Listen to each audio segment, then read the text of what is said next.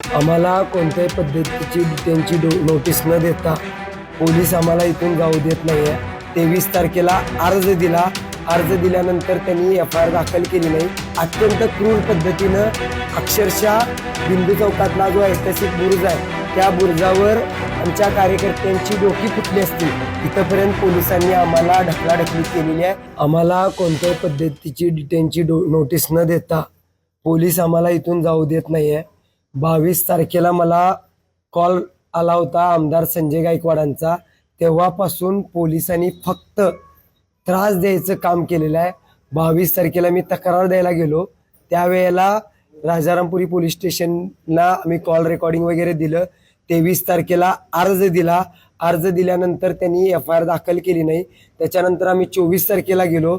त्यावेळेला सुद्धा फक्त अदखलपात्र स्वरूपाचे गुन्हे कलम ते टाकत होते आमदार संजय गायकवाडांच्यावर.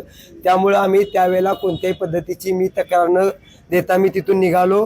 पोलिसांनी माझी जबाबावर फिर्यादी म्हणून जो हे असतो त्याच्यावर कोणतीही सही न घेता त्यांच्यावर NC एकदम सौम्य गुन्हे कलम त्यांच्यावर टाकून परस्पर मला विश्वासात न घेता गुन्हा दाखल केला. त्याच्यानंतर आम्ही SP साहेबांना भेटलो. तिथं सुद्धा आम्हाला न्याय मिळाला नाही. नंतर काल आम्ही गृहमंत्र्यांचा पुतळा जाळायचं जाहीर केलं, तेही संविधानिक मार्गानं. काल ह्या सगळ्या गोष्टीचे व्हिडिओ अवेलेबल आहेत. अत्यंत क्रूर पद्धतीनं अक्षरशः बिंदू चौकातला जो ऐतिहासिक बुरुज आहे त्या बुरुजावर आमच्या कार्यकर्त्यांची डोकी फुटली असती इथपर्यंत पोलिसांनी आम्हाला ढकलाढकली केलेली आहे. त्या गोष्टीचा काल सुद्धा आम्ही निषेध केलेला आहे. आणि आज फक्त मी इथं मोर्चाला आलेलो आहे.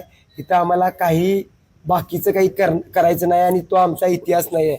2012 पासून मी चळवळीमध्ये सक्रिय आहे. गल्लीपासून दिल्लीपर्यंत मोर्चे आंदोलन अटेंड मी केलेले आहेत. हे काय पहिल्यांदा मी मोर्चा आंदोलन करतोय असं नाहीये. त्यामुळे तुम्ही माझा इतिहास तपासा. आम्ही असंविधानिक पद्धतीनं कोणतंही काम, कोणताही मोर्चा, कोणतंही आंदोलन करत नाही. आम्ही संविधानिक मार्गानं इथं मोर्चा जाहीर केलाय. रीतसर त्यांना काल आमच्या पोलिसांचं काय म्हणणं आहे नेमकं? पोलीस इथून आम्हाला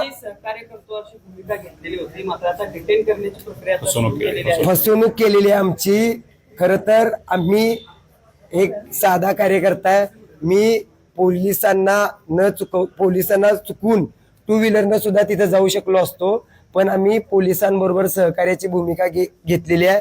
निघताना पण आम्ही जाहीर करून निघलेलो आहे. इथं आल्यानंतर सुद्धा आम्ही कल्पना दिलेली आहे, पण त्यांनी आम्ही त्यांच्यावर जो विश्वास ठेवला त्याचा त्यांनी विश्वासघात केलाय. या गोष्टीचा आम्ही निषेध करतो. माझी अजून सुद्धा विनंती आहे, आम्ही तिथं काही प्रक्षोभक भाषणं वगैरे करायसाठी आलेलो नाही. आम्ही फक्त पानसरेंचं शिवाजी कोण होता हे पुस्तक वाचायसाठी आलेलो आहे. त्यामुळे आम्हाला त्यांनी जाऊ द्यावं ही रिक्वेस्ट आम्ही त्यांना अजून सुद्धा करतो. पोलिसांकडून काय सांगण्यात आलंय? काय म्हणणं? ते इथून आम्हाला सोडतच नाहीयेत. इथं मला एकट्यासाठी इथं किती 150-200 पोलीस आलेले आहेत. माझी तब्येत बघू शकताय तुम्ही.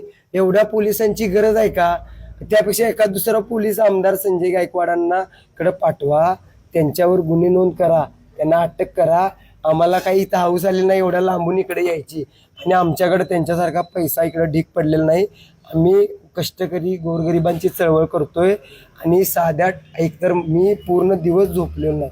पूर्ण रात्रभर त्या ट्रॅव्हलरमधून चेंबून आम्ही आलेलो आहे. सकाळपासून मी नाश्ता केलेला नाही. तुम्ही इथं मीडियाचे प्रतिनिधी आहात, तुम्ही बघताय. आमच्या कार्यकर्त्यांपैकी काही जणांनी नाश्ता केलाय, तो पोलिसांनी दिला होता, पण मी अजून सुद्धा नाश्ता केलेला नाही. आत्ता त्यांनी तो नाश्ता कमी पडलेला म्हणून दिलाय, तो मी खाणार नाही. आम्ही इथं नाश्ता करायसाठी आलेलो नाही. आम्हाला गप इथं सोडा. आणि इथं फक्त आम्हाला तुम्ही दाबायचा प्रयत्न केल्यामुळं आम्ही थांबणार असं जर तुम्हाला गैरसमज झाला असेल तर तो तुम्ही डोक्यातनं काढून टाका.